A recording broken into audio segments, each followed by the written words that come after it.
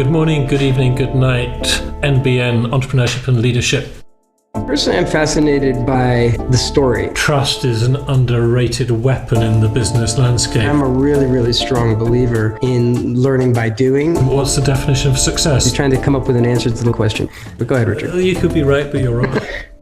Good morning, good evening, good night, whatever time of day or night it is, Entrepreneurship and Leadership channel listeners on the New Books Network. Today we've got a very special guest, Rita Clifton, and I'm here with my co-host, Strategist.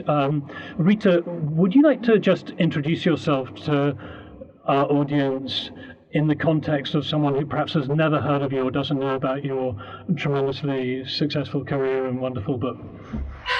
Well, thank you very much for that introduction. Well, I guess I wear a lot of hats in my working life these days. I sit on the board of quite big commercial organisations like John Lewis Partnership and Essential PLC, and also I sit on the board of various non-profits. I chair an organisation, a sustainability organisation called Forum for the Future, and on the board of Green Alliance. I'm a former board director of WWF.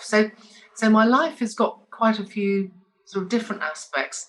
And I guess my main day job, the thing that is, my sort of background specialism was brand strategy.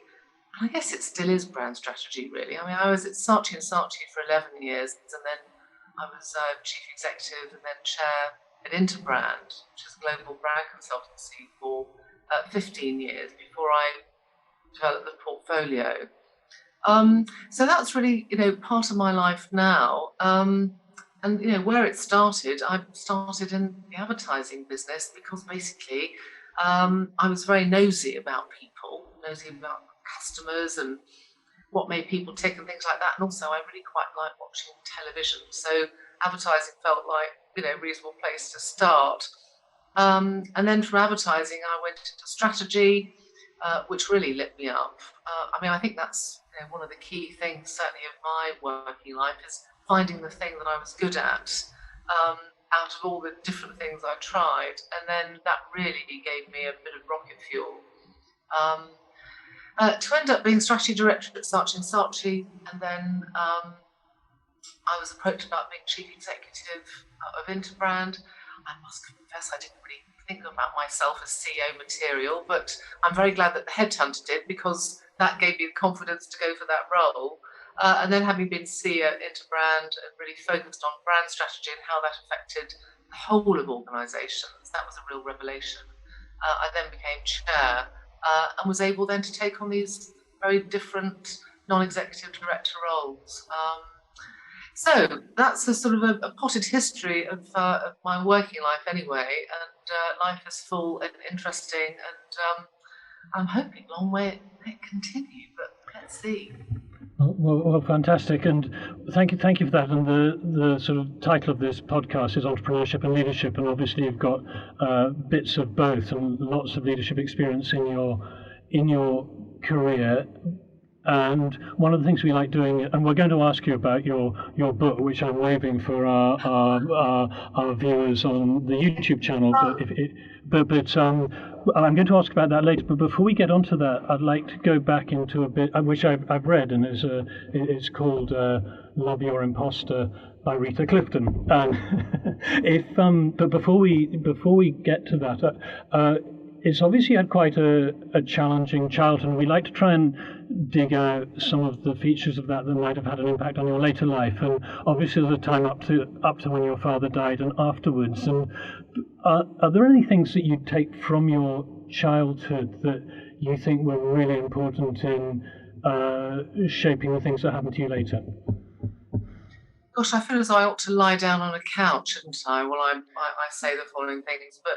But actually, I think, as you'll know from the book, I think it's really, really important for us all, whether we're in business or indeed anything you're trying to do in life, to really understand yourself and what it is that drives you. And we've all had experiences and influences and so on from our childhood and school and whatever. But certainly I was profoundly affected by my father dying when I was 12. And of course, latterly, you discover that there are a lot of people who are successful in business, whether they're entrepreneurs or in business or politics or whatever, who lost a parent at an early age. And I mean, it is a profound drive because, for the rest of your life, you are wanting to, prove yourself to a dead parent and somehow compensate for, some of the things that maybe they would have wanted for you. So it really did have a profound effect. And I think that the other thing I should say is that, and I think it's the message actually for all of us as parents or prospective parents or whatever, is that I really felt loved and supported. So despite the fact, and that I lost my father at an early age, I think that sense of being unconditionally loved is very, very important at that stage in your life. I think that the other thing I should say on the less good side, obviously losing a parent is the worst side, but my father was a compulsive gambler, and that certainly has shaped my later life and preoccupations and priorities. Because I've been quite risk averse. I mean, I've started 2 businesses. I should also say that I've chickened out of starting 4 other businesses over time. Because I guess what I wanted to do, if I was going to start businesses as I had in later life, rather than being the 7-year-old in the playground who was always going to be an entrepreneur and to succeed and selling sweets at a profit and things like that.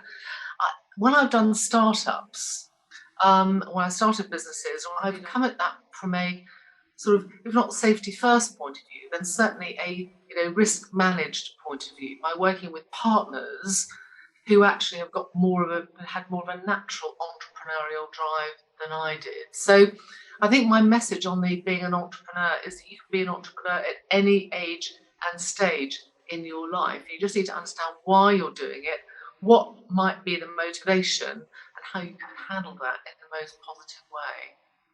Can I ask, I'm just kind of curious because how that, I just go back to your dad. Were you very close to your dad? Yes, were you very, yeah, okay, you were very close to him. And so I'm just kind of wondering, that has that gone into adulthood? I mean, the need to, what you said, to prove something or to get some kind of confirmation from your dad, that continued on. Like is that still a? I mean, I guess you've come, like, I'm sure that maybe you've done some therapy or stuff, but have you become to? Is it something you come to terms with, or is it something that still somehow is a driving force for you? And then is that just the way it is actually? With, like, I guess maybe you've talked to other people, because I'm actually, this is kind of foreign to me. So maybe you've talked to other people who've also lost a parent, and is this like a typical thing? And is it something that you just, yeah, I don't know a lot about it. That's why I'm sort of asking. I'm kind of curious. Well, I think that certainly it's something that has shaped my need to succeed, without a doubt. And actually, the book I wrote, Love Your Imposter, was eventually recognizing. And I've had this drive to do more and to try more and to, and I think I mentioned my father was a compulsive gambler, and I suppose that part of my addiction, if I can call it that, is I'm addicted to work. I'm addicted to work and to doing things and to trying to make things happen and make the world a better place. And I know that sounds very corny, but it's a huge part of my motivation. And I think that certainly for me, I've done therapy over the years. I've done a lot of personal development programs. I mean, when I talk about, I think that it's important to know yourself, I really do mean that. And I've tried to practice what I preach. I have done psychotherapy. I've done the Landmark Forum and many other sort of, similar iterations about how to get to know yourself and how to really sort of probe what it is that drives you. But all I'd say is that at some point or other, you need to look at that and you need to go, right, I'm going to make sure that's a positive drive to do more. And, that's why I call the book Love Your Imposter. I mean, the imposter syndrome, alongside the death of my father and things like that, there were all sorts of things that happened, in my childhood and at university. I mean, I was the first person in my family to go to university, for example. Oh, wow, that's interesting.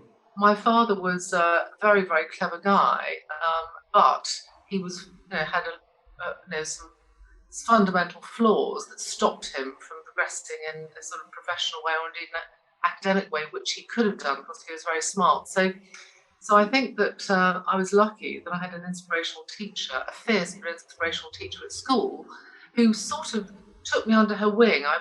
It didn't feel like a comforting thing like that. She clearly saw that I had academic potential, and helped me to believe that not only could I go to university, but frankly I should. And frankly, if I should, then why not go to Cambridge? And so I did.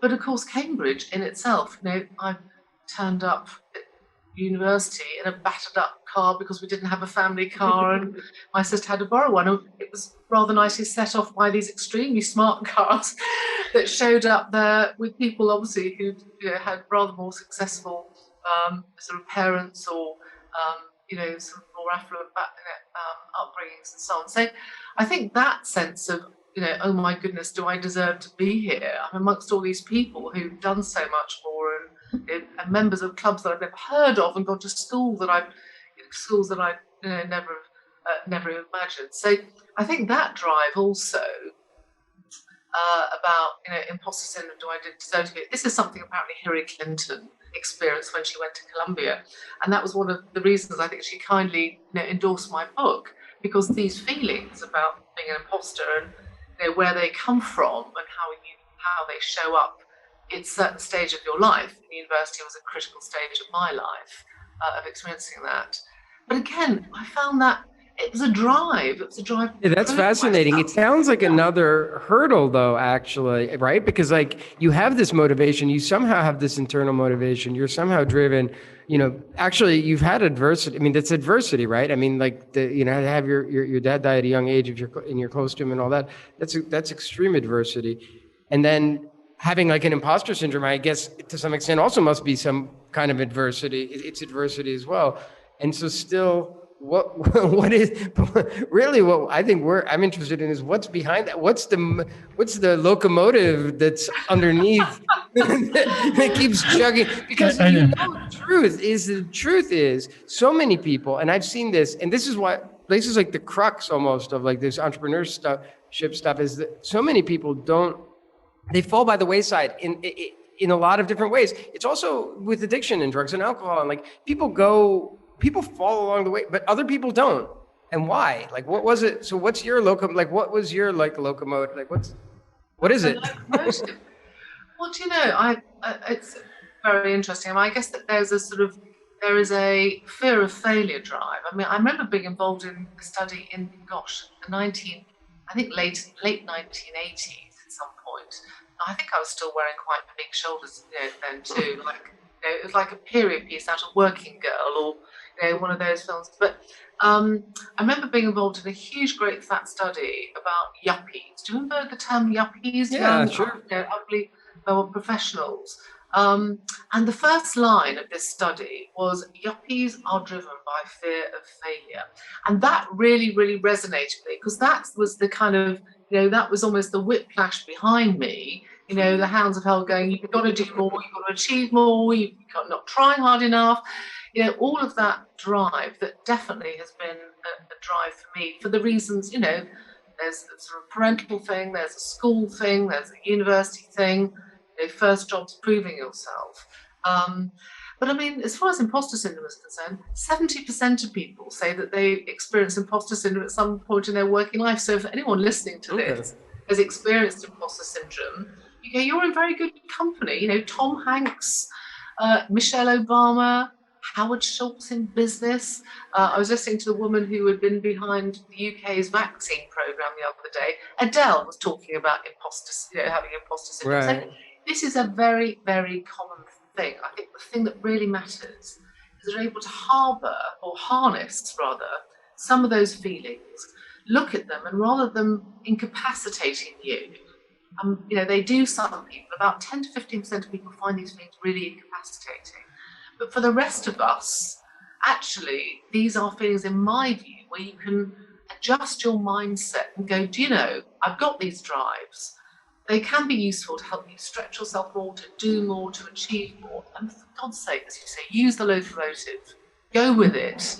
But you just said something, but you just said adjust your mind. Like, oh yeah, let me just do the adjustment on my mindset. Hold on, give me 2 minutes to adjust my mindset. I don't think that's the I don't think that's the easiest thing. I don't think that's the easiest thing Well, to do. I'm going to jump in here, but one of the purposes of this is so people can draw lessons. So I just want to give a flashback to a thing you said a few minutes ago, Rita, about your inspiring teacher from school. And my father was a teacher. He taught philosophy at Oxford, and so I also went to Cambridge from a slightly different background, but also was a relatively not well-off kid in a very expensive public school, private school for our international non-British listeners, of whom most are. And he always said that when there were kids coming from non-sort of elite backgrounds to study philosophy at Oxford, it was almost always the case that they had an inspiring teacher.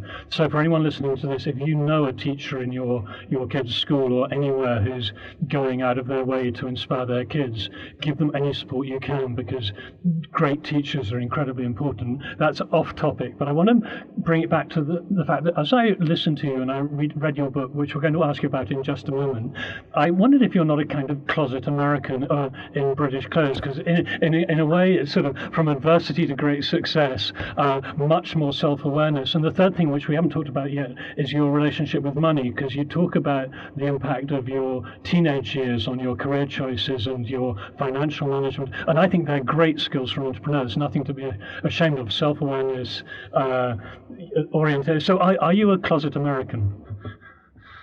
Closet American. Now that's a very, very interesting one. I mean, I was certainly worked with Americans throughout my career, and actually, I do remember, when I was brought up about, taught about leadership and management and things like that, I was sort of brought up to think that actually you tended to take the blame for what went wrong and gave all the credit to other people, and actually, that didn't necessarily work when I was owned by an American company, because actually I didn't necessarily step forward and own the fact that I'd made these achievements and things like that. I tended to work in a sort of slightly different way. So am I closet American? Certainly, I think in terms of drive and wanting to succeed, whether that's American or not, but certainly I had a very, very strong drive. But the other thing I should say in terms of drive, I mean, two things.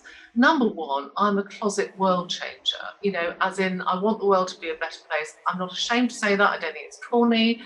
I've, developed a crush on Sir David Attenborough at the age of 7, where, he was going around, explaining rainforests and some of the challenges that the planet had and everything else. And I just, was so profoundly affected. And I've been involved in the non-profit green sustainability movement more of my life as well.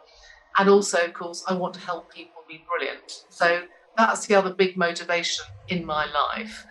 And of course, money is one thing. But honestly, as far as money is concerned, if I have enough money to take care of my children, have a decent holiday, have a decent house, and buy some clothes that I that kind of stuff, I'm not actually driven by excess. And in fact, I've sat on many remuneration committees, board remuneration committees over time.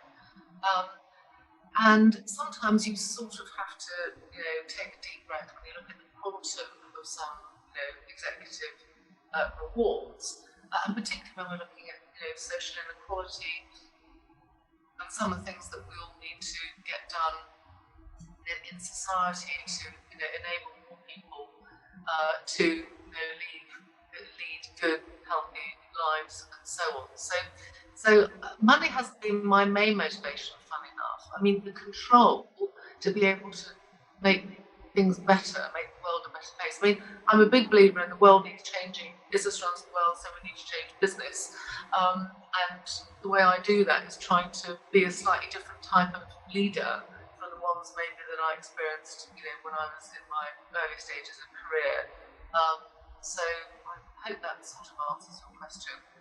Well, I obviously, I should have, people who don't know me might think that it was an entirely serious question. There's a stereotypical American and there's a stereotypical American dream story, and I was thinking of that. Obviously, there's a wide diversity of Americans, and Kim's an example of an American who doesn't quite, very successful, but not necessarily. I think you're going down. I think this American thing. I think you're going down the wrong. I think you're going down the wrong thing here.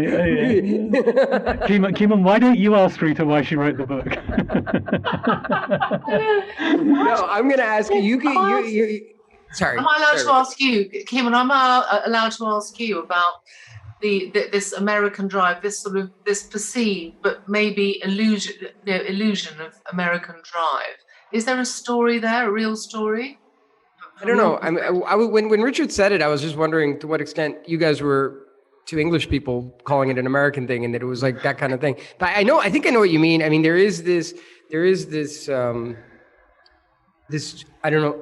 I don't want to say myth, but there's this belief that you go to America, because it's the immigrant story, right? You can go to America with nothing and you can become a millionaire, and it happens all the time. And I think I think there's a certain level of freedom and belief in that drives a lot of people in America. So I think that but at this point, that has been exported, or I don't even want to say exported, because I don't even believe it's American, to be honest with you. But whatever, that whole thing, everybody, like you guys, we're all the same. I mean, everywhere. So I don't think that anybody's more or less, I don't think Americans are more or less driven than okay, maybe there's some countries, but again, let's not go down this. I think we all just make it show up in different ways, don't we? Yeah. I mean, this is the thing, we've got basic core human drives, and these are common across the globe, and we all make it show up in different ways according to, social mores and culture and everything else. I agree. And then what success means is also defined differently. As you said, like in some countries, what their achievement of success is going to be different than others. I think that's pretty standard. I'd like to ask, because I feel like I'm against two. I not only am I an American, and I'm joking, but I feel like I'm also my opinion about it. I'm curious about your opinion, Rita, about education, because it sounded like that was like really important to you, that you had this great teacher and she took you under her wing and she got you into Cambridge, or got you to go to Cambridge, pushed you to do that. And Richard also comes from this sort of like educational background. I am educated, whatever, I went to university, but I'm not a big believer that made a whole lot of difference in my, I had a good time there. I learned some stuff, some basic social, but I thought it was more like social, like other things, not the stuff that the teachers taught me. So, do you believe that education, like how big of a believer are you in education, particularly in this concept of this entrepreneur? Like, obviously you want to be a doctor, you want to be a dentist, you want to be a lawyer, you have to get your education, you have to get the fundamentals in there. But like, for purposes of what you learned, your story, to become the CEO of an advertising or a brand company, or to become, to work in advertising. I mean, those strike me as things that you're going to either learn it on the job, and you're going to also have a lot of that sort of naturally, or not. I mean, I don't know. The thing you said, I mean, I think education fundamentally changed me, because Cambridge made a whole lot of things possible. I mean, it just opened my eyes, opened my world. I met the most extraordinary people who then went on to do amazing things. And I'd be lying to say I worked very hard at university. I mean, what you just said about, you kind of learn things other than what was actually in your lectures and your supervisions and things like that. And that was certainly the case for me. I mean, I was so busy, experiencing, networks and clubs and events and everything else that I'm not sure I entirely dedicated myself to my studies. I mean, my academic ability got me somewhere that really changed things for my life and the sense of possibility. But just as an example, my director of studies, who was an amazing woman, she's just gone past 100, can you believe? 100 years old. Occasionally she's written me notes. I mean, I didn't do fantastically well I got an all right degree, not great. She said I could have done better, but she never once regretted taking me, which is kind of her to say. And then a few years ago, I got an honour, a commander of the British Empire. These are very, very funny. I know, sort of to occasionally think about, although it's amazing, it was genuinely an honour, and my mother could never stop talking about it afterwards. She was 10 paces away from the Queen when I was given this honour. And of course, it was the experience of her life. And that to me was sort of worth it. But when I got this honour, I got a little note from my director of studies at the university saying, I've watched your career with some interest and also some surprise, which I thought was really, really quite funny. But the other thing I was going to say just quickly about education and things like that is that I think we can all get experiences, interesting experiences from many unexpected places, not just the conventional ones. So, for example, I was a dancer from the age of about 4 or 5. I did dancing lessons, and I became a student dance teacher in my, when I was sort of 11, 12, 13, where I was actually teaching, younger children to do dancing. And that was an amazing and enriching experience, because the pain moment for me, the wow moment for me, was when I realised I could help people really be better. I could help people really, see that they could do more and feel more and be more. I mean, it was a real high, teaching. Yeah, I think fundamentally I'm a sort of teacher, and that experience about being a dance teacher, and also, now I think about it, my dance teacher in the dance school was fronted by this amazing female entrepreneur who was ambitious and vivacious and was determined to get her pupils on stage, on TV, into, you absorb these things from many, many different places. And, we should never, ever underestimate all of us ourselves, what a role model you can be. And that includes, by the way, watching Naina Cherry. If anyone remembers her on this call, she was a sort of a female R&B artist, rapper, etc. I remember watching her on television, singing one of her greatest songs, and she was 8 months pregnant. And she rocked the look. And at that time I thought, wow, you just carry on doing what you do. And that affected me having children myself later, so we should never underestimate that. No, I mean, I'm sorry, Richard. I was going to say, my father died last year, and I just want to give him the credit of saying that he said to his students in the first tutorial at Oxford, you're going to learn more from each other than you'll learn from me or any of your other teachers. And that sometimes even people within the system have the wisdom to know that the system is not the whole thing. And I was going to say, do a lead into your book and say that you just talked about helping bring out the best in other people, and maybe that's what your book's about. But Keeman, do you want to get your question in first, or shall we head to the book? No, go ahead. It's okay. No, I was just going to say, I thought it was interesting, the comment about your mom and the Queen, and I just think that's because I think my mom is, my mom's the same, and I just think that says something about society. And I think my comment about education isn't that I'm very much in favor. Everything is education, but it's just the system that we have, this process, that we have to go to this college, and then it's actually an elitist thing. I hate to say it, but I'm in it as well. Like, my parents could afford it, and and they gave me, because of socioeconomic reasons, they gave me the opportunity to learn and to, there's just, and then that system then carries on. It goes out through we all are taught that you have to go A, B, C, 1, 2, 3, and then it goes into the work. And I don't know, that was just my comment. I just don't feel that that's a great, we can do better as a system. I think we can. I think we can, and I think there's a lot of really interesting thinking now about how you develop and stretch children for how the world is and needs to be in the future, as opposed to looking in the rearview mirror in that very linear way. But people are very addicted, aren't they, to league tables and and being near the Queen and being near the president and whatever and all those things. So I think it's what you make of them, isn't it? It's what you make of them that is the really important thing. And anyway. So, why did you write the book? well,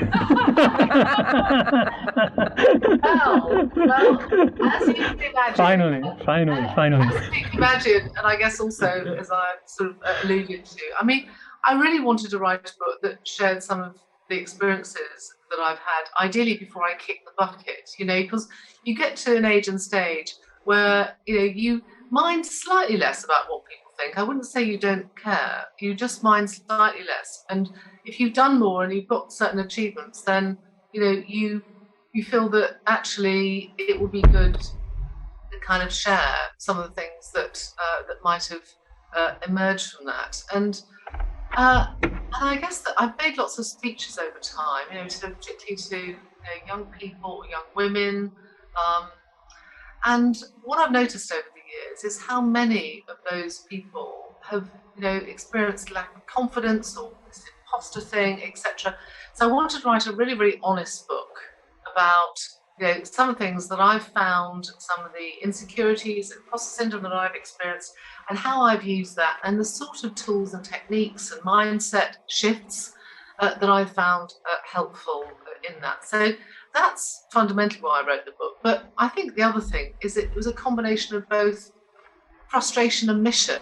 I mean, with my business hat on, my frustration is that sometimes governments, for example, feel they can get more votes from giving businesses a good kicking than they can actually from supporting businesses. And sometimes business leaders, corporate executives, they're the Hollywood villains, aren't they? They're the people who are waking up to rip off shareholders and despoil the environment. And I think that caricature of business and business leaders somehow is the alien nation.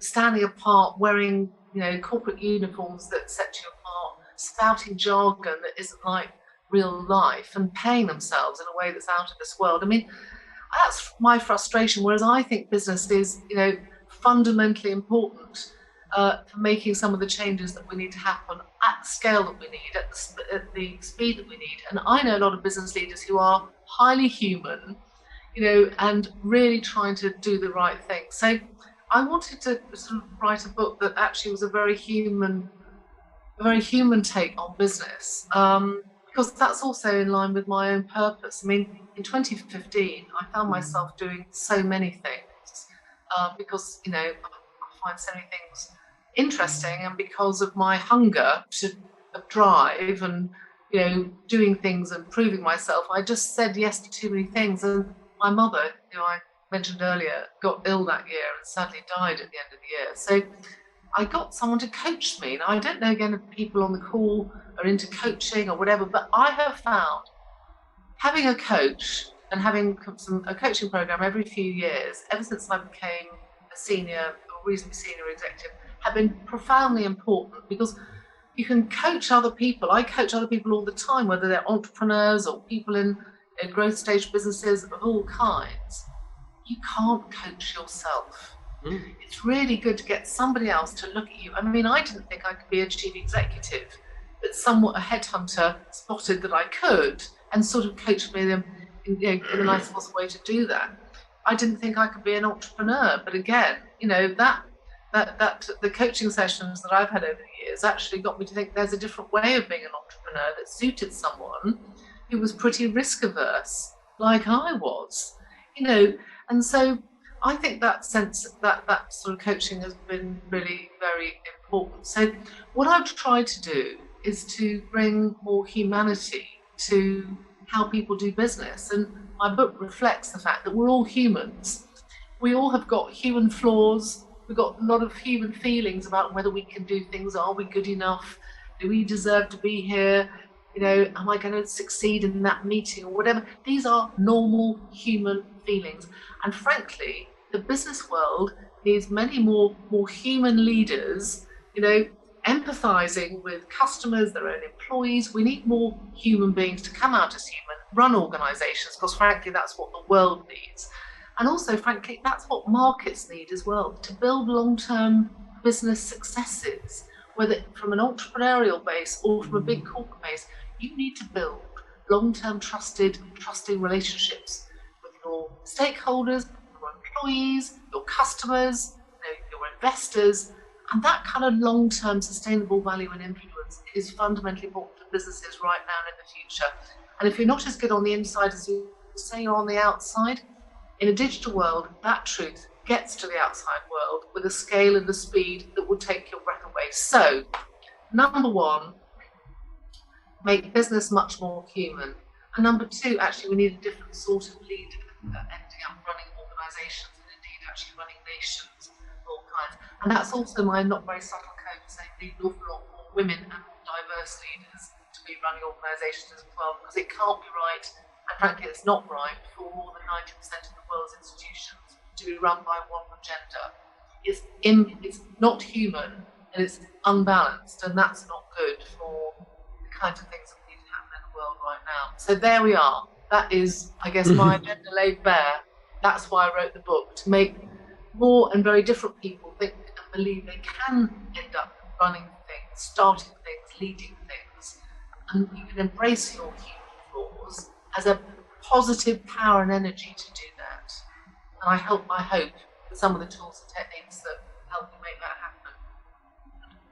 Well, thank you. One of the things that struck me about the book was that it's very credible, and there's a lot in the book. I can't even begin to summarize it, because you're building lots and lots of life lessons in the context of what happened to you, and you're not afraid to talk about failures and admit to things that went wrong and difficulties. And I think there's a sense of, on the other hand, you've been extremely successful, and you're very good at branding both of yourself and for your clients. Otherwise, either your clients are very wealthy, powerful companies. And I wanted to ask about what you think are the things you look for in other people, maybe not in yourself, but in other people when you're looking for characteristics of leaders. Because one of the things I noticed, and one of the things you talk about, is how you quit being a CEO in the context of a downturn where you just hated the prospect of firing people. And do you think that a CEO has to be really tough as well as having these human qualities? And but I'll hand the question over to you rather than answer my own question. What things do you look for in someone who you think could be or is a leader?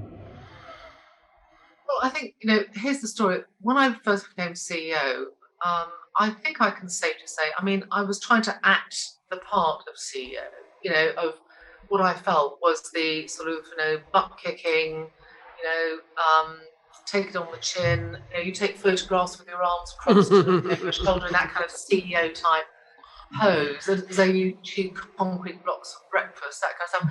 And I guess I did that for about sort of 6 months. And again, I was, having to report quarterly results and go through that pressure. And all I'd say, and you'll know that there's a chapter in the book called Why You Don't Have to Fake It to Make It. And what I realised is that I was sort of trying to fake it. I felt that that's what a CEO should be like. And after 6 months, that kind of made me feel pretty miserable. What I really resolved, and again, I got a really good coach to sort of help this happen, is that actually I was going to be a CEO by using the strengths that I had, the sort of distinctive strengths that I had in nurturing. I mentioned earlier, as far as leadership is concerned, what I look for in someone else, by the way, is someone who actually wants and expects other people to be brilliant and tries to bring the brilliance out in them. What I hate in someone, and what I really do not want to recruit in any organisation I'm responsible for, is that people feel that they can only succeed by making other people feel smaller. And if that is the case, what I say to people is, for goodness sake, go and get yourself sorted out. Go and get yourself some therapy to understand why it is that you need to make other people feel smaller, because otherwise you'll visit that stuff on people around you all the way through your career, and you'll have a smaller impact, and just have a smaller organization and business. Yeah. So what the breakthrough for me was to go, I'm going to be a CEO in the way that I am authentically, which was a nurturing CEO, wanting to bring out the best in people. And that also meant, of course, that I worried a lot. If we had to, after 9/11 and the .com followed by .bomb era, I had to downsize the company dramatically, which I found really, because I was a nurturing and healing sort of leader that suddenly had to become an executioner. And that was really, really tough for me, that mix. Now, my mindset I had to develop for that was that actually this is a way of helping the organisation to survive long term. I had to make these kind of really tough decisions. And what's more, I tried to help the people that we made redundant. I had to make redundant to find other roles or support them as far as possible, and to let people go in a humane way. But at the end of the day, we had to shrink and downsize the organisation, which made me really very deeply miserable. And And so therefore, I do confess that, that made me so miserable. I thought, do I really want to be a CEO anymore? And I decided actually I didn't, that I found it really very destructive. Now, I think I might have made a different decision 10 years later from that, because I think I would have found a way of managing through that because of the longer term, greater good for the survival of the organisation. But nevertheless, having then stepped into the chair role, where I could then coach and mentor the CEO to do some of these difficult operational things that were necessary. Actually, I found stepping into the chair role suited me better. It was very important for me to have done the chief executive role in order to learn all the many relentless things you have to do within an organisation to really make it work. As indeed you have to do as an entrepreneur. I mean, it's never ending, it's relentless. You've got sleepless nights worrying about, are you going to be able to meet the wage bill? Are people going to pay you? What's the future strategy? Yes, absolutely. But, oh, blimey, can you keep on going for another month, or 2 months, 3 months, etc.? And, getting clients, keep on winning business. I mean, all these things are keeping people happy. It's a relentless role, whether you're an entrepreneur or running an organisation of any kind. I stepped into the chair role that I found suited my longer term desires and attributes better. And that also enabled me to start doing a portfolio and to start new businesses and to chair a growth stage business and everything else, because it wasn't that full-on relentless either CEO role or indeed full-on entrepreneurial role that people might be playing. So there we are. Well, thank you. And I think that again, we can't, and there are entire chapters in the book we're not going to touch on, so I don't think, what I'd say is certainly we'll post a link to the book in the show notes and certainly buy it, but there are so many different life lessons. There are one or two things about, obviously you've been very successful in your career and you don't talk much about the recruitment process, or rather it's not gone into in detail. Were you very good at networking, or did you have relationships with headhunters, and also getting your books published? We know that everyone who's ever tried to get a book published knows it's hard to get an agent, and you also had a book for the Economist and books about branding published. And are there sort of secrets of your career, like let's describe your career as an entrepreneurial career, that you would like anyone listening could take away from this? Because they might consider entrepreneurship, hear what it's like being a CEO, and think, my God, I don't want to be an entrepreneur after all. And instead of that, what can they learn from your story?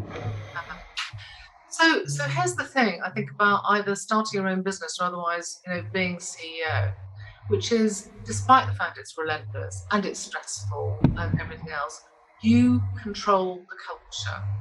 You are in control. Now, clearly, if you're owned by, a mega corp or whatever, you have to work within that structure. But at the end of the day, I was strategy director for a while, and that was great. But I had to work through influencing people and cajoling them, persuading them to my point of view.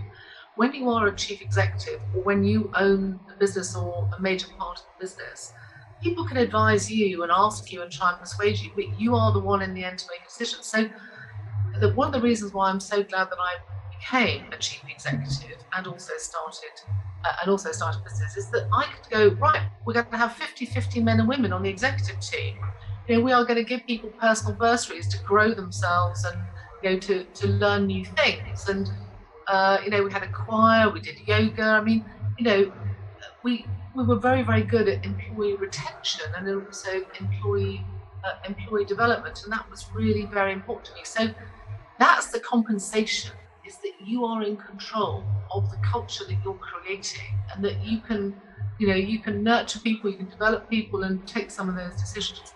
I think that the other thing, in terms of my personal views, I mean, you talked about brand strategy, and that's my professional background, advising organizations of all kinds, startups, growth businesses, global corporations, etc., on their brand strategy. But some of those lessons I find really useful to apply to ourselves as individuals, to give ourselves long-term influence and value. Now, when I talk about personal branding, as you can imagine, I'm not talking about the Kardashianization of personal branding.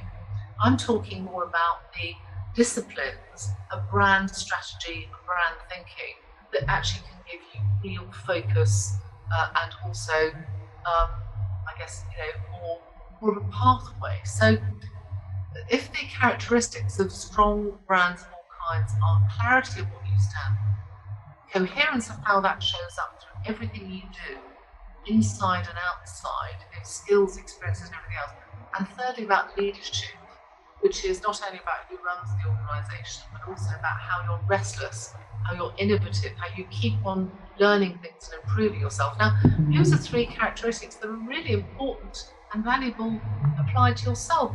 Number one, what do you stand for? What are you good at? Do you really understand yourself and what drives you and your goals, and your super strengths and everything else? Because when you've got your goals clear in your mind, like, your goals can change.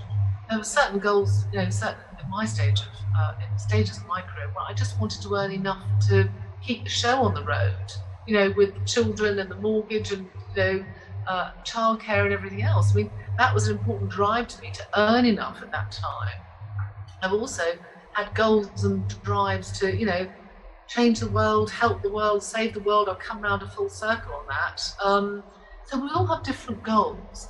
And if one of your goals is to end up running an organisation, fantastic. You don't have to want to run Goldman Sachs. It might be that you're going to start one. But that goal, then you need to think about what skills and experiences to make it coherent. That clarity, coherence. Because if you want to run an organisation or start an organisation, if you don't understand the language of business and the language of finance, then that's a hell of a big gap. The language of the boardroom is financial, and you've got to learn that language to be there and to be influential. So, and also, if you're going to stand up in front of funders and make the case for your business, you need to look as though you know what you're talking about. You need to look as though you've got yourself sorted out. And that is, that's also about personal presentation and about the ability to communicate. You need to work at these things. Malcolm Gladwell outlines, 10,000 hours of practice to be really good at stuff. That means saying yes to a lot of presenting and meetings and networking, absolutely. I hate the word networking because it makes it feel so very deliberate and somehow, manipulative and everything else. I enjoy networking because I really love finding out about new people. I like meeting new people, and I'm very nosy. I'm very nosy about what drives them and interests them and what motivates them. And so actually, I've never really found networking with a small n a pain. I mean, the only pain that it's been is, when I've actually ideally wanted to go home and see my husband or my children or whatever. But actually, occasionally I've made those decisions to go and do some networking, and you do have to put yourself out to do that. I've met some amazing people that actually have become friends or lifelong business colleagues or whatever. So anyway, I think you want to learn, you want to expand your horizons, expand your knowledge. That's about the leadership aspect of clarity, coherence, and leadership. You want to be restless, you want to develop yourself, you want to learn new skills, and actually you need to keep yourself up to date in all aspects, and manage your energy in a way that really helps you, and that is useful throughout your whole career, whatever you're going to do. Yes, and there's a chapter in the book on finance, and pointing out that and it's a very common thing for liberal arts, non-scientific people to look down on maths and sort of feel that accountants is, you point out that Monty Python humiliated the accountancy role, and saying that it's a very useful thing to have done, but your chapter on going through the basics of finance is excellent, and for anyone who's, even if you don't buy into Rita's positive worldview and wanting to improve diversity and make the world a better place, if you want to improve your career, read her chapter on finance. for that alone, that will have a payback. Although I'd like to say that that's just the cynical side of my brain, knowing that not everyone out there is nice. Is there anything we haven't asked you about? Or Keeman, do you have any other questions you'd like to jump in with? No, I mean, you're preaching to the choir as far as I'm concerned with your message. When it comes to the human leadership thing, I think it's going to, like, I obviously, as leaders, I think we need to make an attempt and be conscious of diversity. I mean, we are, and that is happening more and more in the workplace, but obviously we need to get better at that. But I do think that to be successful, I just, maybe, see, I'm an eternal optimist. That's the problem with me. So maybe that's, maybe that's one of my issues here. But I just think that in order to compete in the modern world, as you know, let's say the next generation of people that's coming up, I think if you're not going to do human leadership, I don't think you're going to be very successful. I actually don't think that it's going to speak. I mean, I have kids who, you know, my oldest daughter's 26. Richard's got kids of the same sort of, like, they're just entering the workforce, and I just see what their attitude and their expectations are. So like, you know, we used to be so much more like, we'd put up with a whole bunch of other stuff where I just think these people are not, I mean, like, these kids are not going to put up with a lot of the stuff that you're talking, that, you know, whatever, this traditional sort of business environment. So I think but again, that's, as I said, maybe it's me being optimistic that the human leadership thing is going to it's going to be a question of survival, and like, survival of the fittest means the ones that actually have the human leaders are going to be the companies that do best. So I think this is really, really interesting. And by the way, I should just say, you say you're an eternal optimist, but I think, you know, we need some eternal optimism. You know, we really got to use that as a drive to, you know, try and improve things. And, you know, I was going to say save the world. It's more actually about saving the world so we can save ourselves. You know, it's not, the world will sort of regenerate without humankind. But what I would say, this human leadership, I mean, there is a chapter in the book called Nice Guys Don't Finish Last. And as you'll know, I mean, the whole nice guys finish last thing was said in 1946, I think it was, by, you know, a baseball manager, American baseball manager, as far as I recall. I don't think he actually said finish last. I think he developed that at the time. I think he developed that later in life. But I mean, it's so well past its sell-by date, that particular point of view. And the thing is, nastiness is now very, very expensive. Not only expensive because actually you can't bully people into giving their best. And from a, you know, just an employment law point of view, for a sort of cultural, you know, reputation management point of view, bullying is very expensive. It's not, you know, and not only is it expensive, but also it makes you either leak or gush talent in exactly the way that you're saying. Young people won't put up with that stuff. Exactly. You know, we're back in, and I'm sure we'll continue to be in the war for talent. So, you know, why would anyone want to work for an organization that actually had a toxic culture with sort of needy people, you know, being rather destructive at the top? So I think that, you know, sometimes when I'm asked, well, all this corporate scandal, you know, there's sort of nasty stuff going on. The CEO was, you know, guilty of assaulting people or verbally abusing people and everything else. It doesn't seem to affect its sales. And you go, actually, well, if customers like the end product, you know, they might try and ignore some of the corporate stuff. But what will happen is that the company will leak talent. Yeah. They will go elsewhere, which will mean that, you know, and the end product won't be as good as a result, and then they won't buy it. Right. Exactly. And then you're into that kind of decline. And, you know, you don't have to look very far for many examples of those businesses that have lost the talent. And, you know, over the medium term, you know, they've lost their businesses. So, you know, nice guys don't finish last is not only a risk management, but also to get people to do their best. I am an unashamed believer in the power of niceness.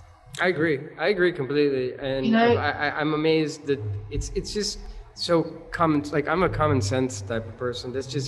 It just makes sense. Be nice to the people around you, and, you know, and then this leads into a whole lot of other stuff like trust. And I think it actually all circles back to the psychologist couch, the therapist couch, that these people are all messed up, and they're just, because of their childhoods. And of course, it's not their fault either. They've had things happen to them. And as a result of that, their interactions with people and the way they interact with people is just, it's you know, they need to get over it. But yeah, it's destructive. Yeah. The other thing you said that really spoke to me and was the thing about coaching, because in fact, Richard, I don't know if you remember, you actually got me a coach at one point.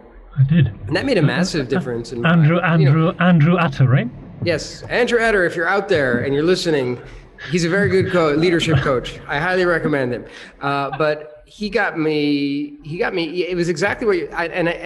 This is more like also like Richard's lesson stuff. I mean, if you're listening to this and you're a senior person, very often it's very lonely at the top, and the ability and you can't. It's hard to get better. And to take a step back, and that whole process was like, it was transformational for the company actually, for the company that I was leading. It wasn't a massive engagement, but he made a huge impact. So I like that. Those words really reverberated with me about how important that was for you, and maybe it was, maybe for some people it's dealing with imposter syndrome. For me, it was like it wasn't working, and I didn't as well as it should be, and I didn't know why. And then it all became much clearer when I did it. I mean, so. Yeah, but I bet that you can coach other people.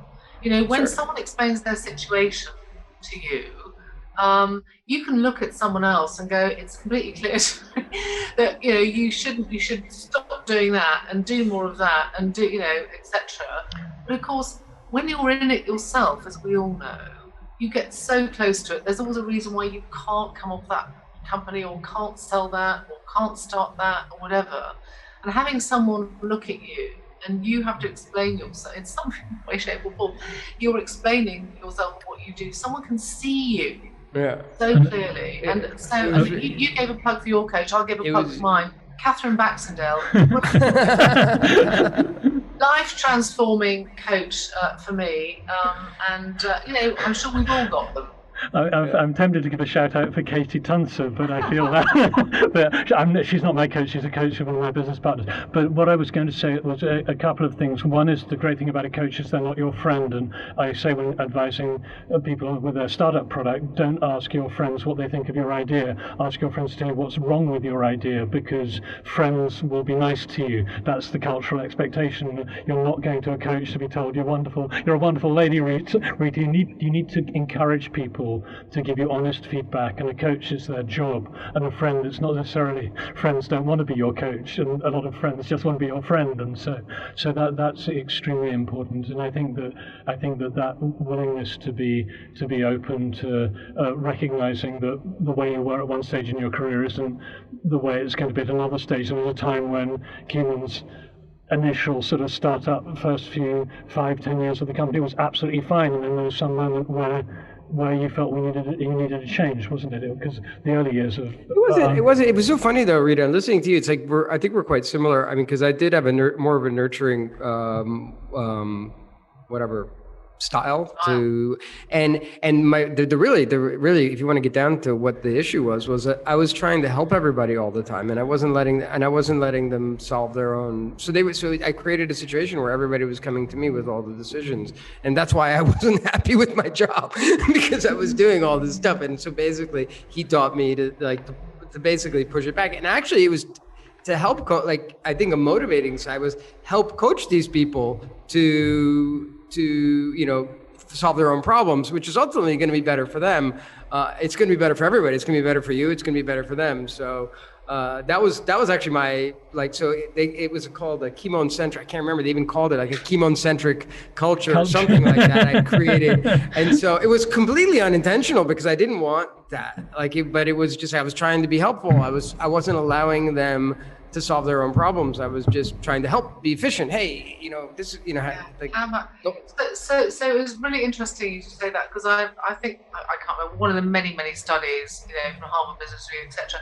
But I remember saying two things. Number one is that about empathetic styles of leadership are demonstrably more effective, but they're also much more exhausting. So, if you're an empath, you're always sort of, you've always got so much peripheral vision and, desire to understand people and to help people and things like that. I mean, it is more successful and it does take a lot more out of you. So I think that's a really interesting challenge for leaders who have got this sort of human empathy. You've got to kind of, get yourself coached on how you can help people, but without, feeling as though you've got to solve every single problem. And also the other thing, I don't know whether you found this too, is I found it so difficult when people left the organization I mean, we didn't lose that many, but when people did leave, they chose to go somewhere else rather than when we had to downsize.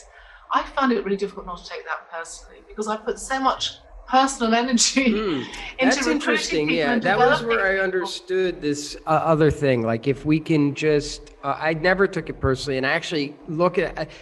There's certain things in business that I looked at as opportunities, and actually, so one would be like a client complaint. This is, it's kind of similar. So the business has failed somehow, right? If you haven't kept the best people, if you've screwed up something, the business has failed. So, but if you can turn that always into something positive, so like the people leaving thing was always for me like try to be as warm and positive and open about it, and really very many times there was a huge number of times people came back. To be honest with you, I think that's key. Absolutely. Because leaving is, it's so the grass is always greener, right? And then if you but you can always, but people mess up because they take, in my opinion, people take it that's the problem. People take it personally. It's not about me and how I feel about you leaving. It's about you and how you feel about you leaving, and how you feel about how you were treated as you were leaving, actually. And this is so important. I mean, the idea of exit interview. I mean, some cultures, someone leaves, and the moment they've left the building, their boss is going, "What an idiot they were!" Oh my God! And there's so many companies where, and because it's an ego, exactly. It's an ego thing, and the idea that you wish people well, you recognise you must have done something wrong, and what can you learn about your culture that might retain that person, and also recognise as a company gets bigger and bigger, there comes a point at which you can't keep absolutely everyone forever. Exactly. No, you can't. And also, do you know what I used to say is that if you love them, let them go. Exactly. But I think the thing I found wounding is if they were going somewhere else to do any sort of similar job or to a similar company. I mean, obviously, if they were going for double the salary, and it would disrupt all of your current sort of levels and systems, well, that's just one thing. But I mean, a couple of people left to do something completely different. One of my strategists from one of my teams went off to join the circus. Now, so that's awesome. How can you have any issue? There's nothing much you can do there apart from pack their trunk. I mean, I think that's not all you can do. But or people went. But I also recruited some interesting people. There was someone who joined my team. She had been an archaeologist, and I recruited her to be a strategist because it's quite similar. You need to look at all the evidence and the detail and so on and put it together as a story. And she was fantastic. So I think looking for unusual talent and then enabling people to leave in a good way. Trying not to take it personally, because I do agree about the grass is always greener, and there have been several occasions where people have left to go elsewhere and sort of then realised what the culture was like that actually was better and different, So, and like we're all human. Honestly, I don't know how you are, but I've reinvented myself like literally 100 times within the company. Okay, I'm fortunate that I was the owner of the company, so I could basically do whatever I want. But I can't so if I look at it from an employee perspective, I mean, I can't do the same thing. I am personally impossible for me to do the same thing for a long time. So I can understand that somebody just wants to try something different, and even if it's in the same industry, it's just whatever, try something different, basically. Yeah, absolutely. So I think just the other thing I'd just say is the other side of that is that if you're part of an organisation, big, small, whatever, where you really believe in what they're doing and you can do different roles and you can develop yourself within, one doesn't have to move around to get new experiences. Let's put it that way. And I've tended to stay in organisations for a bit longer. 11 years and then 15 years, and then I started a business and I sort of did that for about 5 years before I sold the company on. So I'd sort of done different things, but I think when you get to a stage where you think, I sound like a phony trying to get people to join the organisation. You need to listen to your voice. Yes. We can all tell, can't we, when we're faking it. Your voice doesn't sound quite like you, and you listen to yourself thinking, I don't believe you, let alone anyone else. And that's when it's time to stop or to leave yourself, when you're no longer, That's an interesting lesson there, actually. I think, if we're talking lessons, is if you're building a company, I don't know how many people have the opportunity to build a company to the size that it's necessary. But like I know in our company now in Argos, that's one of the things we do is we give people the opportunity to we constantly are giving people job changes within the organization, because that then you eliminate this situation where they can go and do something completely new, completely exciting, and you're not losing. You have a really talented person and they go off and they lead something and they take something new and they do something else. They're happy and we're happy. And so that's this constantly, you have to have a certain scale, but it's I think it's an important thing to understand. Before I ask Keeman to wrap up, is there I will say you quoted Felix Dennis, who wrote an incredible book called How to Get Rich, which has a wonderful story of retaining one of his key people, which I'll just put a link in the show notes. And his book kicks off by saying he tells a horrible story about how he fired an entire team, and then says, I'd remind my readers that the title of this book is How to Get Rich, not How to Be Nice. And it's a very entertaining read, very unconventional. But Rita, is there anything in your book that we haven't addressed, and maybe just one lesson, because we can't cover the entire book, anything we haven't asked about, or something you'd like to emphasize as we draw to a close? Because I'd certainly recommend reading it, but is there anything you'd like to particularly have as a closing point to focus on?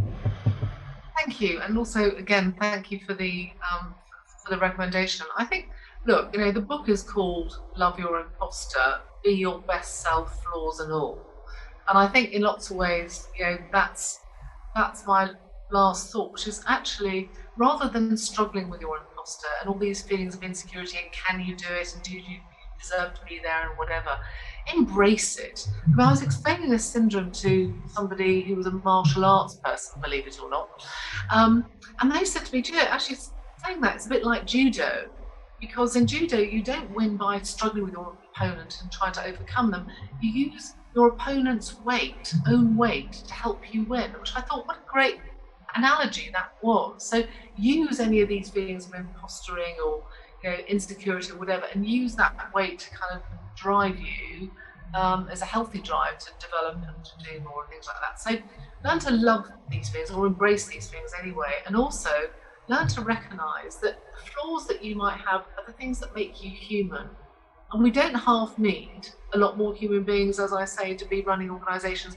What I'm not saying is you need to go around telling everyone that you're rubbish, or exposing all of your couch type therapy sessions to everybody. No one needs to know that, and that's a selfish thing. However, use your experiences, your flaws, to help other people. So say to people, I struggle with that, and this is what I found to be quite useful. That was a problem for me. This is what I found. So use it to help people. And, sometimes using a vulnerability or a flaw or whatever to help others is incredibly powerful. And I also mentioned using that sort of brand strategy thinking thing can be really quite useful as well, just as a personal discipline and a way of planning the way forward in a way that hopefully is going to do, help you make the most of yourself. Thanks. So I think I'm just going to hand over to Keeman now to do. We've got a sort of slightly formulaic but important wrap up of each episode, and I would say I was wondering if it's confidential, but I just heard that one of the people who helps produce this podcast does the marketing for it, Magda Wiskosz, heard this morning she's a Polish high school student who's just heard this morning she's got a fully funded scholarship to New York University, going to the Abu Dhabi campus and to America. She heard that this morning, and I was thinking maybe it's confidential, but then I realised it was on her Facebook profile. So I guess it isn't. But anyway, we've got a lot of support from her in promotion of the podcast. But I'll hand over to Keelan to do the wrap up. Well, I just would say that first of all, thank you, Rita, for taking the time, and I think your book goes well beyond business and leadership, and I think it's how to be a better person. It just sounds to me that there's just basically anybody can, it's more than just sort of in the business realm that all these things apply. And I will take offense to Richard's the definition of my closing as being formulaic. I think I'm quite creative every time in adding a little sparkle and a little stardust on every one of these things. Convey the same information after every. Note to self: never say that again. I have to convey the same information at the end of each. I try to do it in an original way each time. But anyway, so thank you to everybody who took the time and had a chuckle with us here for the hour and so 60 odd minutes that we had here together with Rita. Thank you to my daughter. This is the 26-year-old, the oldest one, who is one of these discerning employees. Her name is Magda Fontakita. She does the graphic design and video editing, and she prepares the teaser that comes out for every episode. Magda Błyszkosz, who we just learned today, congratulations, you're going to my whatever home or birthplace at NYU. Did I hear correctly, Richard? NYU? Yeah. Man, yeah. NYU's a beautiful place. You're right down near the village. She's gonna have a good time. It's a nice place it's very lucky to get to do that. And I'm sure the education is good as well.